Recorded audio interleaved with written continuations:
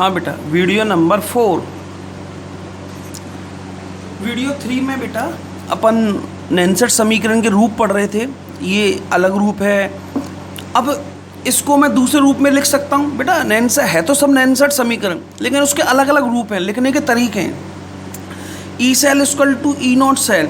अब माइनस की जगह मैंने प्लस ले लिया, या माइनस था या प्लस ले लिया। 0.0591 0.0591 अपॉन एन लॉग। अब प्लस ले लूँगा तो ऊपर जो एनोड था वो कैथोड और जो कैथोड था वो एनोड। इसका मतलब समझ में आ गया आपको कि इसका मतलब है ये बड़ा जो ब्रैकेट है इसका मतलब सांद्रता होता है। इसका मतलब किसी विद्युत रासायनिक सेल के अंदर जो एनोड पर प्रयुक्त विलयन है उसकी सांद्रता, कैथोड पर प्रयुक्त विलयन उसकी सांद्रता। माइनस की जगह प्लस लिख दोगे एक ही बात है, तो उल्टा हो जाएगा। कैथोड पर प्रयुक्त विलयन की सांद्रता, एनोड पर प्रयुक्त विलयन की सांद्रता।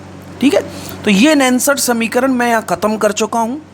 सारा नैनसेट समीकरण मैंने पढ़ा दिया। अब इससे रिलेटेड क्वेश्चन आगे चल के करते हैं।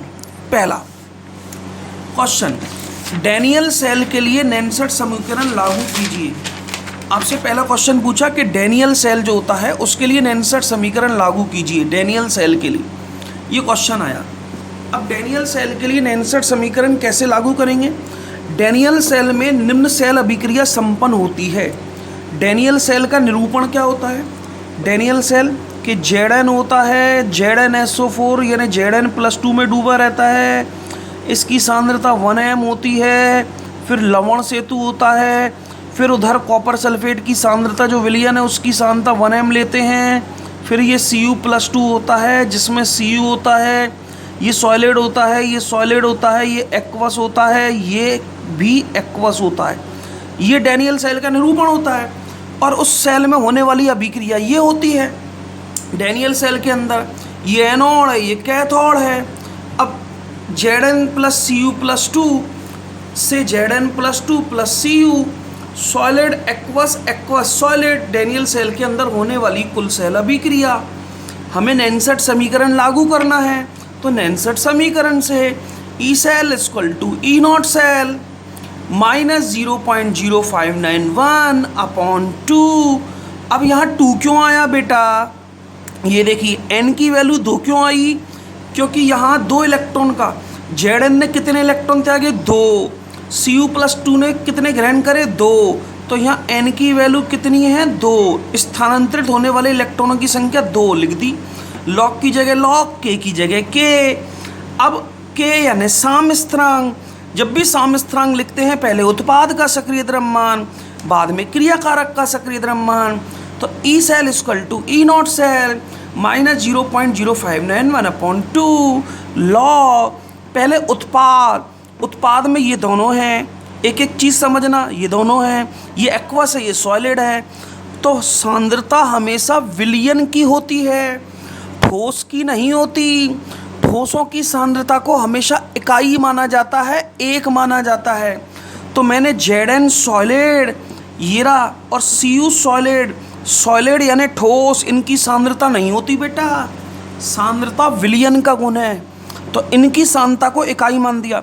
ठोसों की सांद्रता सदैव इकाई मानी जाती है, ये लिखा हुआ है। ठोसों की सांद्रता सदैव इकाई मानी जाती है, तो एक लिख दिया। E cell equal to E not cell minus 0.0591 upon 2 log Zn+2। ये उत्पाद, ये क्रियाकारक Zn+2 अपॉन Cu+2। ये एनोड पर, ये कैथोड पर। एनोड पर जो विलयन होता है वो Zn+2 होता है, कैथोड पर जो विलयन होता है वो CuSO4 होता है। तो एनोड अपॉन कैथोड। आगे होगी बात समझ में आपको? तो ये डैनियल सेल के लिए इसका निरूपण कर दिया हमने। ठीक है बेटा, ये हो गया हमारा विद्युत रासायनिक सेल का निरूपण डैनियल सेल के लिए। क्लियर? अब और क्वेश्चन करते हैं। ये देखो, माना कोई सेल के अंदर सेल अभिक्रिया हो रही है। उसने कहा कि सेल के अंदर सेल अभिक्रिया होती है, इसके लिए नैनसेट समीकरण लागू कीजिए।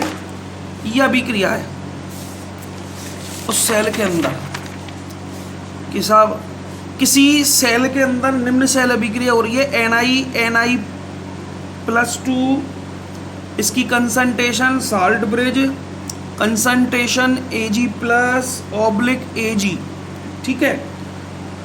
इसके लिए नेंसर्ट समीकरण लागू कीजिए। हमसे कहा किसी सेल का निरूपण ये है, उस सेल में निम्न अभिक्रियाएं हो रही हैं, उसका निरूपण ये है, इसके लिए नेंसर्ट समीकरण लागू कीजिए। तो E cell equal to E not cell minus 0.0591 upon 2। कैसे आया 2, मैं आपको बताता हूँ कि कुल सेल अभिक्रिया लिख रहा हूँ मैं, कुल सेल अभिक्रिया, ये तो सेल का निरूपण है, इसकी कुल सेल अभिक्रिया। तो कुल सेल अभिक्रिया में क्या होगा, Ni प्लस Ag प्लस तीर का निशान Ni से Ni प्लस 2, Ni प्लस 2 और Ag प्लस से Ag, ये कुल सेल अभिक्रिया लिख दी। उस विद्युत रासायनिक सेल में माना ये सेल अभिक्रिया हो गई, इससे लिखी मैंने ये सॉलिड था, ये एक्वस था, ये एक्वस था, ये सॉलिड था। अब यहाँ Ni ने कितने इलेक्ट्रॉन त्यागे हैं, 2, तो जितने त्यागे हैं उतने ग्रहण करेगा। ये 2Ag प्लस और ये बन गया 2Ag, तभी तो रिएक्शन संतुलित होगी। 2 इलेक्ट्रॉन त्यागे, 2 ग्रहण कर लिए, एक ग्रहण करता है, 2 ने 2 ग्रहण करे, ये ऑक्सीडेशन हो गया, ये रिडक्शन हो गया, ठीक है।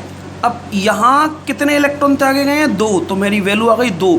ई cell equal to E not cell minus 0.0591 upon 2, log की जगह लॉग, के जो लिखना था वो के की जगह मैं क्या लिखूँगा, E cell equal to E not cell minus 0.0591 upon 2, log की जगह लॉग बेटा के सी। अब के की जगह साम्य स्थिरांक, उत्पाद का सक्रिय द्रव्यमान, फिर क्रियाकारक का सक्रिय द्रव्यमान, उत्पाद में Ni प्लस 2 का सक्रिय द्रव्यमान, यहाँ क्रियाकारक में Ag प्लस, इसके मोल कितने हैं, 2, तो हमेशा मोलों को घात के रूप में चढ़ाओ।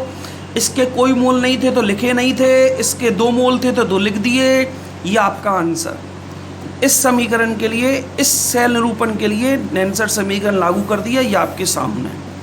माना वो इसकी सांद्रता दे देता 0.1, क्वेश्चन में माना देता है इसकी जगह वो 0.1 दे देता और इसकी जगह वो 0.2 दे देता, तो आप क्या लिखते, एनोड और कैथोड, तो ये एनोड और ये कैथोड, तो Ni प्लस 2 की सांद्रता 0.1, तो आप इसको हटाकर क्या लिखते, 0.1 अपॉन यहाँ Ag प्लस, Ag की सांद्रता 0.2 m और इसकी पावर 2, याद रखो, देखो कैसे लिख रहा हूँ मैं, गलती करते हैं बच्चे। यहाँ Ni2 प्लस की सांद्रता 0.1, यस लिख दी। यहाँ Ag प्लस की सांद्रता 1 मोल की 0.2, यस लिख दी। लेकिन इसके कितने मोल है, 2, तो इसकी पावर 2 चढ़ानी पड़ेगी आपको। आप केवल 0.2 लिखे आओगे तो गलत हो जाएगा आपका, आप इसकी पावर चढ़ा के आओगे, ठीक है बेटा। इस तरह से ये नेंसर्ट समीकरण लागू किया जाता है। कोई भी समीकरण है उस पर हम नेंसर्ट समीकरण लागू कर देंगे, ठीक है, यहाँ आपके सामने। अब इससे रिलेटेड क्वेश्चन करते हैं। एक क्वेश्चन है जो कई बार आया हुआ है, ठीक है, ये देखिए नेंसर्ट समीकरण। अब माना कोई जर्नल अभिक्रिया ले ली अपन ने, सामान्य अभिक्रिया, उस पर नेंसर्ट समीकरण, उसने क्वेश्चन दिया कि हाइड्रोजन इलेक्ट्रोड